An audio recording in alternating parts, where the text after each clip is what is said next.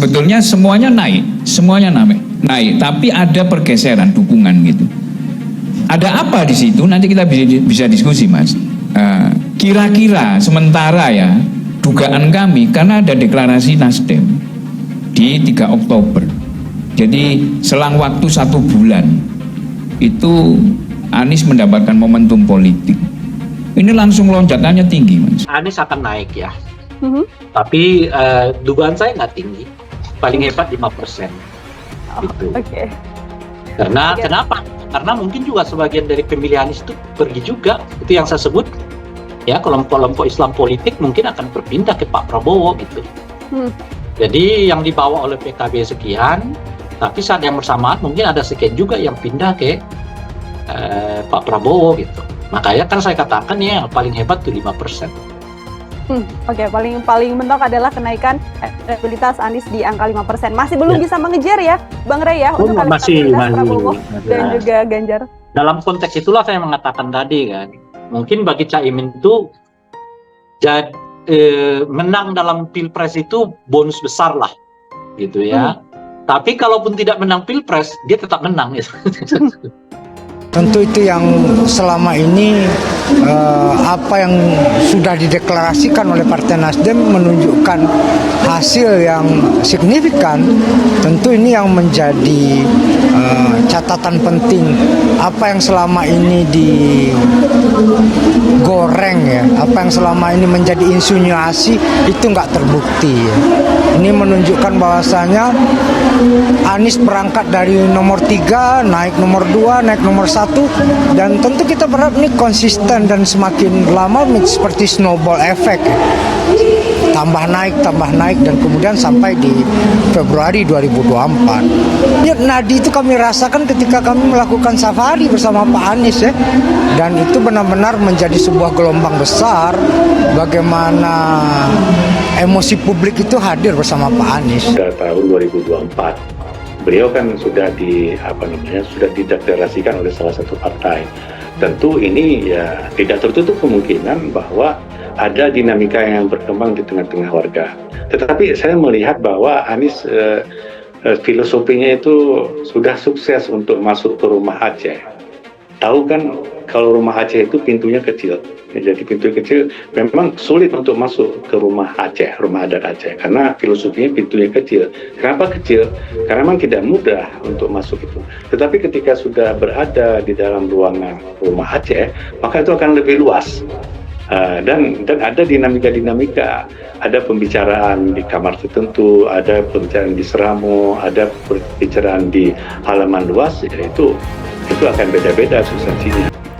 Elektabilitas Capres Anies melejit ke posisi kedua. IPO, ketokohan Anies berhasil yakinkan publik. Dikutip dari wartakotalive.com Jakarta, Lembaga Survei Indonesia Political Opinion IPO merilis hasil survei elektabilitas calon presiden Capres 2024.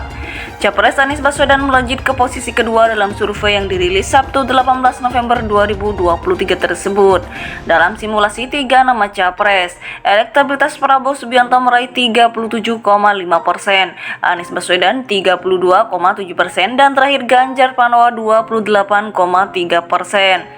Survei IPO tersebut berskala nasional, berlangsung pada 10 sampai 17 November 2023 dengan jumlah responden 1.400 orang dengan metode wawancara tatap muka dengan tingkat kesalahan margin of error 2,5%, tingkat akurasi data 95%.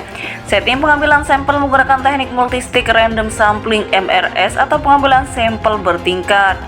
Direktur Eksekutif Indonesia Political Opinion IPO Deddy Kurniasyah mengungkapkan, penguatan elektabilitas Capres Anies Baswedan akan berimbas kepada partai pengusung. Penguatan elektabilitas Capres Anies Baswedan juga berimbas pada partai pengusung. PKB dan Nasdem turut mengalami peningkatan. Bahkan PKB berhasil menyeruak ke posisi ketiga yang biasa ditempati Golkar.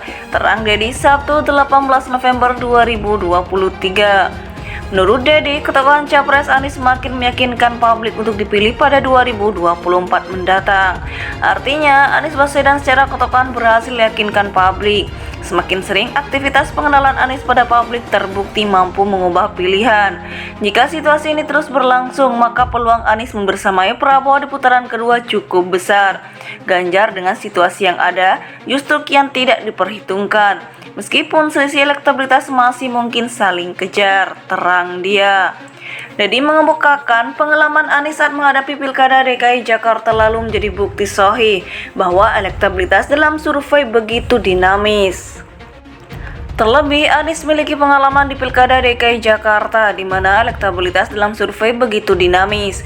Bahkan kemudian Anies berhasil mengubah pilihan publik dalam waktu tidak lebih dari beberapa bulan saja. Pungkas Deddy. Lembaga Survei Indonesia Political Opinion (IPO) merilis hasil survei elektabilitas calon presiden Capres 2024. Capres Anies Baswedan melejit ke posisi kedua dalam survei yang dirilis Sabtu 18 November 2023 tersebut.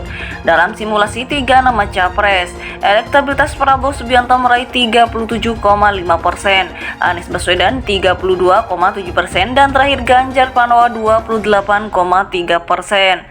Survei IPO tersebut berskala nasional berlangsung pada 10 sampai 17 November 2023 dengan jumlah responden 1.400 orang dengan metode wawancara tatap muka dengan tingkat kesalahan margin of error 2,5%, tingkat akurasi data 95%. Setting pengambilan sampel menggunakan teknik multistik random sampling MRS atau pengambilan sampel bertingkat.